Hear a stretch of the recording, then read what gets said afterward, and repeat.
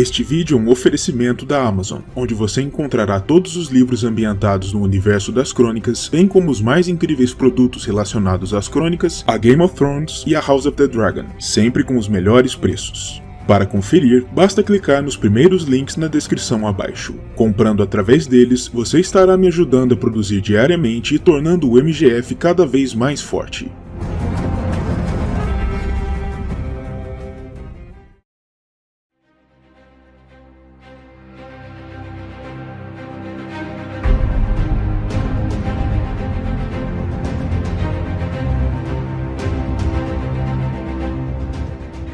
A Casa Durrandon foi a principal casa aristocrática da região das Terras da Tempestade desde tempos ancestrais, tendo ocupado o papel de casa real da região durante um período milenar, que foi desde os tempos da Era dos Heróis até o início das guerras de conquista do continente pelos Targaryen. O escudo dos Durrandon apresentava um veado negro coroado rampante sobre fundo dourado, e suas palavras ancestrais são "Nossa é a Fúria", lema este que seria mais tarde adotado, juntamente com as armas, por uma outra casa nobre, por motivos que compreenderemos melhor mais adiante. O assento dos Durrandon foi a intransponível Fortaleza de Ponta Tempestade, que domina desde os tempos antigos a região das Terras da Tempestade, e que foi construída para ser tão invulnerável que nem mesmo os deuses seriam capazes de sobrepujá-la, e isso se deve à história do fundador desta casa. Durante a Era dos Heróis, viveu um homem chamado Duran, um mero mortal que teria conseguido angariar o amor e a cumplicidade de Elenei, a donzela filha do deus dos mares com a deusa dos ventos, o que era obviamente inaceitável para tais divindades, que não ficariam de braços cruzados diante de tal afronta. Ainda que os deuses tivessem proibido tal união, Duran e Elenei se casaram mesmo assim, e a ira dos pais da donzela foi terrível de se contemplar. Na noite do casamento, os deuses enviaram uma terrível tempestade que destruiu completamente a torre de Duran, matando com isso todos os seus familiares e os demais convidados da boda, mas o próprio Duran sobreviveu, graças à proteção de sua nova esposa, que era imune aos poderes de seus pais. Enraivecido pelo acontecimento, Duran declarou guerra aos deuses dali em diante, e os deuses a isso responderam passando a atingir duramente as terras que o homem dominava, sendo essa a história por trás do motivo pelo qual as Terras da Tempestade são devastadas por terríveis tempestades marinhas até os dias atuais.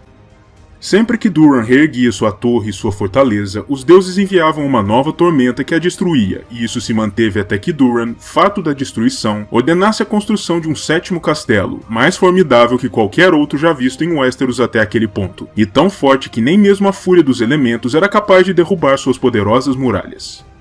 Este era Ponta Tempestade, a fortaleza que se tornaria o símbolo maior da casa que Duran viria a fundar, e que teria sido erguida, segundo as lendas, com o auxílio dos Filhos da Floresta e de um jovem e laborioso nortenho que mais tarde seria conhecido pela história como Brandon, o Construtor, o fundador lendário da Casa Stark, mas essa é uma história para outro momento. O que se considera como fato é que essa sétima fortaleza era forte demais até mesmo para o poder dos deuses, o que rendeu a Duran a alcunha pela qual viria a ser conhecido pela posteridade, o Desgosto Divino. O primeiro dos Reis da Tempestade governou por um período de 1000 anos, segundo as lendas, e foi sucedido por uma série de ousados e belicosos reis que expandiram ainda mais os domínios da casa que ele havia fundado. Em seu auge, disse que os Durrandon dominaram grande parte da costa leste de Westeros, uma terra que se estendia desde a Baía dos Caranguejos mais a norte até a Baía dos Naufrágios ao sul, e a fama de Duran Desgosto Divino se tornou tamanha que a maioria, se não todos os reis da tempestade subsequentes nomearam seus filhos primogênitos como Duran, em homenagem ao primeiro dos reis dessas terras, o que apenas serviu para complicar ainda mais o trabalho de pesquisa dos mestres da cidadela no futuro. Os domínios Durrandon eram protegidos dos reis e lordes de Dorne e da Campina pelas marcas dornesas, parte da cadeia das Montanhas Vermelhas, e sabe-se que os Durrandon se aproveitaram dessas defesas naturais para se expandirem ainda mais para norte, conquistando as terras fluviais da Casa Tig pelas vias da guerra. No entanto, após atingir tamanho expansionismo territorial, os Durrandon experimentaram um longo período de declínio através de guerras contra outras poderosas casas reais do continente, centenas de anos antes do desembarque do Conquistador. A oeste, eles precisavam proteger seus domínios contra os ricos e poderosos reis da Campina Gardner, que promoviam frequentes incursões contra seu território, e ao sul, apesar da proteção das montanhas, os dorneses nunca deixaram de ser uma considerável ameaça, fosse em forma de exércitos organizados ou de saqueadores e bandidos ousados, com pouco ou nenhum respeito pela autoridade dos lordes locais. Até mesmo os domínios Durandon no Tridente foram tomados de si por Haren Negro Hora, o Rei das Ilhas de Ferro, através das vias do combate, selando para muitos o declínio final do poder Durandon por sobre o continente. O mais recente rei da longa linhagem de Duran, Argilac Durandon, foi capaz de deter tal declínio territorial durante algum tempo após sua coroação, sendo um monarca tão marcial e tão seguro de si que passou à história como o Arrogante. Ao mesmo tempo, Argilac projetou o poder de sua casa para além das fronteiras de seu reino, até mesmo levando seu exército para além do Mar Estreito, se unindo à aliança das cidades livres costuradas para fazer frente à sanha expansionista dos Tigres de Volantes, durante a qual os Homens da Tempestade marcharam para encarar um exército volantino que havia sido enviado para tomar de assalto a cidade de Mir. 20 anos depois deste episódio, o mesmo Argilac também assassinou o rei Garth VII Gardener durante a chamada Batalha do Campo de Verão, mais um dos diversos embates entre os dois reinos, rivais históricos. No entanto, a quando do início das guerras de conquista do continente pelos Targaryen, Argilac era um homem velho, que havia se assentado em seus domínios e havia parado de se lançar em campanhas militares, já que até mesmo sua capacidade marcial havia sido sensivelmente reduzida com a idade, mas isso não impediu que o monarca se animasse para uma última grande incursão contra os invasores estrangeiros, para cimentar seu legado e para, ao mesmo tempo, salvar a autonomia de seu reino. Isso se deu a quando da invasão de seu reino pelo braço direito do conquistador, Orys Baratheon, à frente de uma força Targaryen, apoiado por uma das irmãs esposas de Aegon, Rhaenys, montado em sua criatura, o dragão Meraxes. Argilac era possuidor de um dos castelos mais inexpugnáveis do continente, Ponta Tempestade, mas ao mesmo tempo, o velho rei sabia bem do destino que havia cometido seu velho inimigo Hora, que fora assado junto a todos os seus descendentes dentro de sua monstruosidade nas terras fluviais. Argilac não desejava sofrer destino semelhante, e isso fez com que o rei, contrariando aquilo que poderia contar como bom senso então, abandonasse a segurança de suas muralhas com seu exército para encarar Orys e os Targaryen de frente, na batalha que ficaria conhecida como a Última Tempestade. Argilac deu boa batalha a Orys, mas no final ele não foi capaz de derrotar o general Targaryen, sendo morto durante o embate, enquanto seu exército padeceu sob a fúria dos conquistadores e sob o fogo de Meraxes, se rendendo pouco depois da morte de seu rei. No entanto, os Durandon não foram completamente extintos após sua derrota militar, como aconteceu com os Gardener, e ao invés disso, o conquistador outorgou a Orys a posse de Ponta Tempestade boa parte das terras do antigo reino, declarando-o como seu senhor da tempestade e casando-o a Argela, a filha do rei Durandon falecido, para unir seu sangue ao sangue dos antigos reis da região, conferindo-lhe mais legitimidade. E a partir desse momento, a Casa Baratheon estava oficialmente estabelecida, controlando os domínios que foram outrora dos Durandon, e a antiga Casa Real sobreviveu através da linhagem feminina Baratheon dali em diante, ainda que seu nome tecnicamente tenha se perdido desde então. Como uma medida adicional para facilitar o início do governo de sua nova casa por sobre essas terras, Orys se decidiu por adotar as cores, o escudo e as palavras da casa de sua esposa, com leves alterações superficiais, indicando aos seus novos comandados que o seu governo e o de seus descendentes seria, de certo modo, uma continuação do antigo regime, com a diferença de que os Baratheon não seriam reis, mas sim apenas lordes, subordinados a um poder central no continente, sediado na recém-fundada Porto Real. Para além do Arrogante, a linhagem dos reis Durandon foi bastante extensa, repleta de monarcas com feitos extraordinários e dignos de nota. Nomes conhecidos pela história registrada dentro da cidadela incluem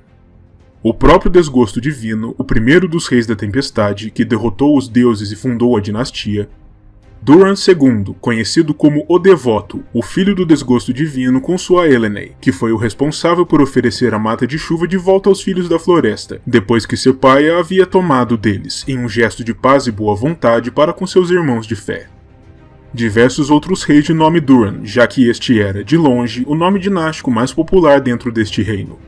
Estes incluem Duran, o Machado de Bronze, que retomou a Mata de Chuva de uma vez por todas, Duran, o Severo, que pode ter sido tanto o quinto ou sexto deste nome, e foi o responsável supostamente por assassinar Lun, o último rei dos gigantes, Duran, o Amigo do Corvo, o monarca reinante durante os tempos da construção de Baile Pedra, a sede da Casa Massey, uma das mais importantes apoiadoras dos Durandon.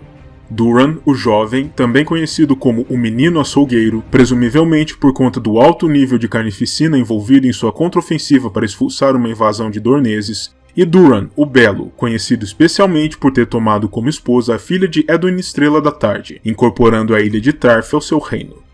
Eric III, chamado de o Fazedor de Velas, neto de Duran o Belo e o responsável por trazer Estermon aos domínios do reino. Duran X, o rei responsável por estender os domínios do reino até a torrente da Água Negra. Monford I, um de seus filhos, chamado de O Poderoso, que conquistou Val do Caso e Lagoa da Donzela. Duran XI, outro dos filhos de Duran X, chamado de O Estúpido, que perdeu não apenas os domínios conquistados pelo pai, mas outros tantos territórios do reino. Baron Durrandon, neto de Duran X, que completou a perda dos territórios conquistados pelo avô. Durwald I, conhecido como o Gordo, que assistiu a diversas revoltas durante seu longo reinado e que, na prática, não foi capaz de estender seu poder prático para além das muralhas de seu castelo. Morden II, cujo feito mais notável consistiu em ser deposto por seu meio-irmão bastardo, sendo então confinado a uma cela de torre. Ronard Storm, chamado naturalmente de O Bastardo, que governou durante 30 anos de estabilidade após tomar o trono do meio-irmão. Eric VII, chamado de O Não Preparado, o monarca que não prestou atenção quando os relatos dos primeiros invasores ândalos lhe chegaram, estando ocupado com outros conflitos, permitindo que seu reino fosse pego quase de surpresa pelos recém-chegados. Carlton II, seu neto, chamado de O Conquistador, o primeiro dos reis Durrandon a efetivamente encarar os ândalos em batalha. Carlton III, seu sucessor, que continuou a luta do segundo deste nome contra os invasores. Monford V, o filho de Carlton III, responsável por liderar a vitória das Forças da Tempestade por sobre a Santa Aliança Ândala, durante a Batalha de Porta Bronzea, uma das maiores vitórias das forças dos primeiros homens contra o invasor tecnologicamente superior, embora o próprio Monford tenha caído em combate. Baldric I, chamado O Esperto, responsável por jogar os invasores ândalos uns contra os outros, ganhando tempo para organizar ainda mais as defesas de seu reino. Duran XXI, que firmou junto aos Filhos da Floresta sobreviventes a Aliança do Represeiro para fazer frente ao número cada vez maior de invasores ândalos. Clelden I, que firmou uma aliança de conveniência com 3 reis de Dorne contra os ândalos. Maldon IV, que mudou a estratégia de seus predecessores, preferindo unir seu sangue ao sangue ândalo, tomando uma donzela deste povo como sua esposa. Duran XXIV, conhecido como o Meio-Sangue, o filho de Maldon IV, assim chamado naturalmente por ser fruto da união do velho rei com a donzela Ândala. Se mantendo fiel a esse legado, ele continuou a política do pai de uniões com os ândalos, incorporando mais e mais deles em seu reino. Ormond III, o primeiro rei da Tempestade a se converter à fé dos Sete, com vistas a parecer mais legítimo perante os ândalos, ajudando assim a preservar seus domínios, tal como haviam feito os Gardener. Duran o III, que invadiu Dorne por 2 vezes durante o período da migração Rhoynar, e veio a ser derrotado pela princesa Nymeria em pessoa. Arlan I, conhecido como o Vingador, que expandiu seus domínios até a Água Negra uma vez mais e conquistou as terras até a Foz do Mander. Arlan III, o rei responsável por tomar as terras fluviais para os Homens da Tempestade. Arek Durrandon, o rei que perdeu essas mesmas terras para os Homens de Ferro. E finalmente, Arlan V, o filho mais velho de Arek, que tentou retomar o controle por sobre as terras fluviais para seu reino, mas foi derrotado e morto pelos Horra.